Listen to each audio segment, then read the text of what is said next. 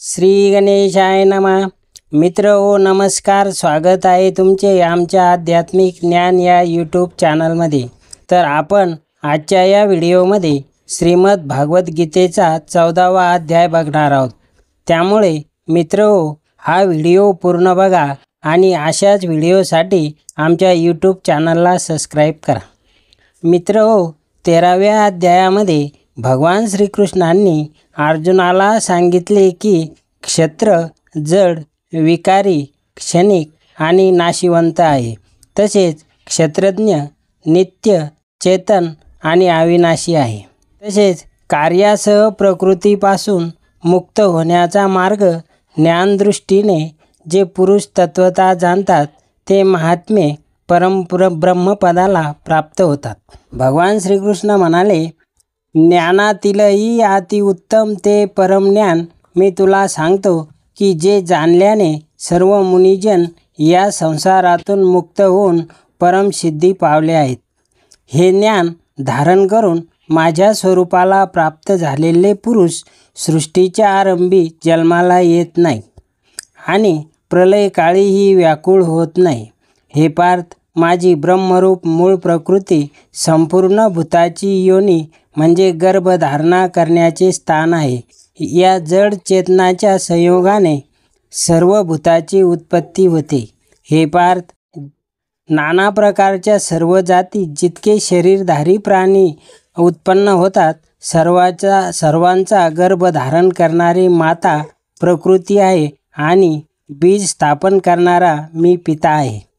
पार्थ, सत्वगुण, रजोगुण आणि तमोगुण हे प्रकृतीपासून उत्पन्न झालेले तिन्ही गुण अविनाशी जीवात्म्याला शरीरात बांधून ठेवतात. त्या 3 गुणांमधील सत्वगुण निर्मळ असल्यामुळे प्रकाश उत्पन्न करणारा आणि विकाररहित आहे. तो सुख संबंधीच्या व ज्ञान संबंधीच्या अभिमानाने बांधतो. पार्थ, रजोगुण रागरूप इच्छा व आसक्ती यापासून उत्पन्न झालेला आहे. तो या जीवात्म्याला कर्माच्या आणि त्याच्या फळाच्या संबंधाने बांधतो. पार्थ, सर्व देहाभिमानी पुरुषांना मोह पाडणारा तमोगुण अज्ञानापासून उत्पन्न झालेला आहे. तो या जीवात्म्याला प्रमाद, आळस व झोप यांनी बांधतो. प्रमाद म्हणजे इंद्रियाच्या व अंतःकरणाच्या अर्थशून्य क्रिया व आळस म्हणजे कर्तव्य कर्माकडे दुर्लक्ष करून निरुद्योगी राहावेसे वाटते म्हणजे आळस. पार्थ, सत्वगुण सुखाला, रजोगुण कर्मांना तसेच तमोगुण ज्ञानाला झाकून प्रमाद करण्याला प्रवृत्त करतो. रजोगुण आणि तमोगुण यांना दडपून सत्वगुण वाढतो. सत्वगुण व तमोगुण दडपून रजोगुण वाढतो आणि सत्वगुण व रजोगुण दडपून तमोगुण वाढतो. त्यावेळी शरीरात, इंद्रियात व अंतःकरणात चैतन्य आणि विवेक शक्ती उत्पन्न होते. त्यावेळी सत्वगुण वाढला असे समजावे.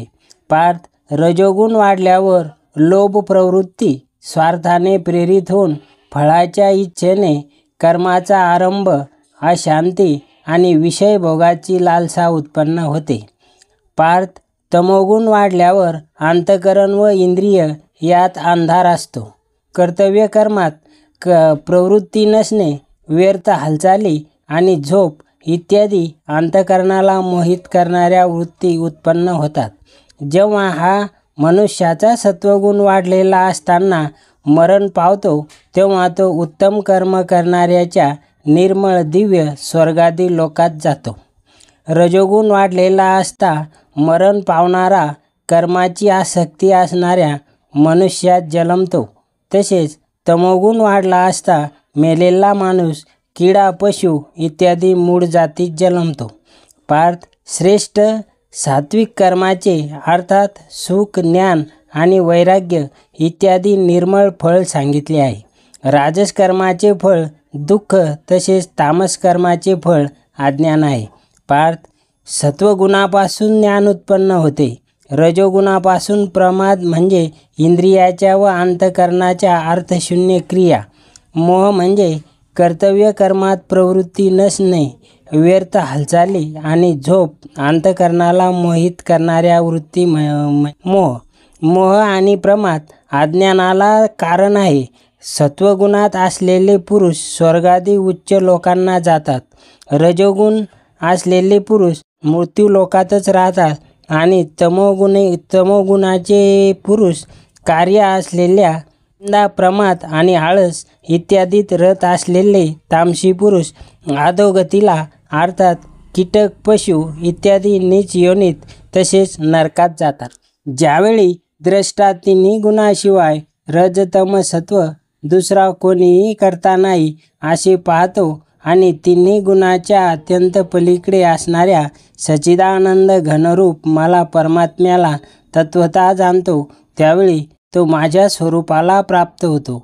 हा पुरुष शरीराच्या म्हणजे मन, बुद्धी, अहंकार, 5 ज्ञानेंद्रिय, कान, नाक, डोळे, त्वचा, जीभ, 5 कर्मेंद्रिय, हात, पाय, तोंड, मलद्वार, मूत्रद्वार, 5 तत्वे पृथ्वी, आप, तेज, वायू, आकाश आणि 5 इंद्रियाचे विषय शब्द, स्पर्श, रूप, रस, गंध असे 23 तत्वाचे पिंडरूप स्थूल शरीर प्रकृतीपासून उत्पन्न झालेल्या 3 गुणाचे कार्य आहे. म्हणून या 3 गुणांना शरीराच्या उत्पत्तीचे कारण म्हणतात. या तिन्ही गुणांना पार करून जन्म, मृत्यू, वार्धक्य आणि सर्व प्रकारच्या दुःखापासून मुक्त होऊन परमानंदाला प्राप्त होतो. अर्जुन म्हणाला, हे केशव, या तिन्ही गुणाच्या पलीकडे गेलेला पुरुष कोणकोणत्या लक्षणांनी युक्त असतो आणि त्याचे आचरण कसे असते? तसेच हे केशव, मनुष्य कोणत्या उपायाने या 3 गुणाच्या पलीकडे जातो? भगवान श्रीकृष्ण म्हणाले, पार्थ, जो पुरुष सत्वगुणाचे कार्यरूप प्रकाश म्हणजे अंतःकरण आदी इंद्रियामध्ये आळस नाहीसा होऊन जे एक प्रकारचे चैतन्य येते त्याला प्रकाश म्हणतात. तमोगुणाचे कार्यरूप मोह म्हणजे निद्रा आणि आळस वाढल्याने अंतःकरण व इंद्रियातील चेतनाशक्तीचा लय होतो त्याला मोह म्हणतात. मोह प्राप्त झाला असता विषाद मानत नाही आणि प्राप्त झाल्या नाही तरी त्याची इच्छा करीत नाही.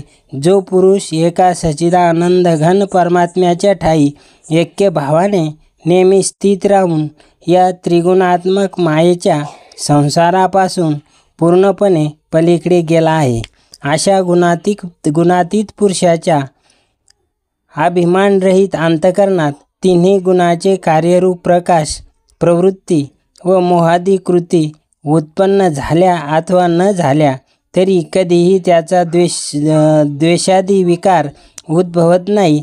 हेच त्याचे गुणातीत झाल्याचे लक्षण आहे. पार्थ, जो साक्षीरूप राहून गुणाकडून विचलित होऊ शकत नाही आणि गुणच गुणात वावरत आहे. वावरणे म्हणजे त्रिगुणात्मक मायेपासून उत्पन्न झालेल्या अंतःकरणासह इंद्रियाचे आपापल्या विषयात वावरणे हेच गुणाचे गुणात वावरणे आहे. असे समजून जो सच्चिदानंद घन परमात्म्यात एकरूप होऊन राहतो, कधीही स्थितीपासून ढळत नाही. पार्थ, जो पुरुष निरंतर आत्मभावात राहून सुखदुःख समान मानतो, माती, दगड आणि सोने समान मानतो, ज्याला आवडती नावडती गोष्ट सारखीच वाटते, जो ज्ञानी आहे आणि स्वतःची निंदास्तुती ज्याला समान वाटतात, तो मान अपमान सारखेच मानतो, तसेच सर्व कार्यात ज्याला मी करणारा आहे हा अभिमान नसतो त्याला गुणातीत म्हणतात. आणि जो पुरुष अव्याभिचारी भक्तियोगाने मला निरंतर भजतो, तो सुद्धा या तिन्ही गुणांनी पूर्णपणे पार करून सच्चिदानंद घन ब्रह्म्याला प्राप्त होण्यास योग्य ठरतो. कारण त्या अविनाशी परब्रह्म्याचा, अमृताचा, नित्य धर्माचा आणि अखंड एकरस आनंदाचा आश्रय मी आहे. अशा रीतीने 14वा अध्याय समाप्त झाला. जय श्रीकृष्ण.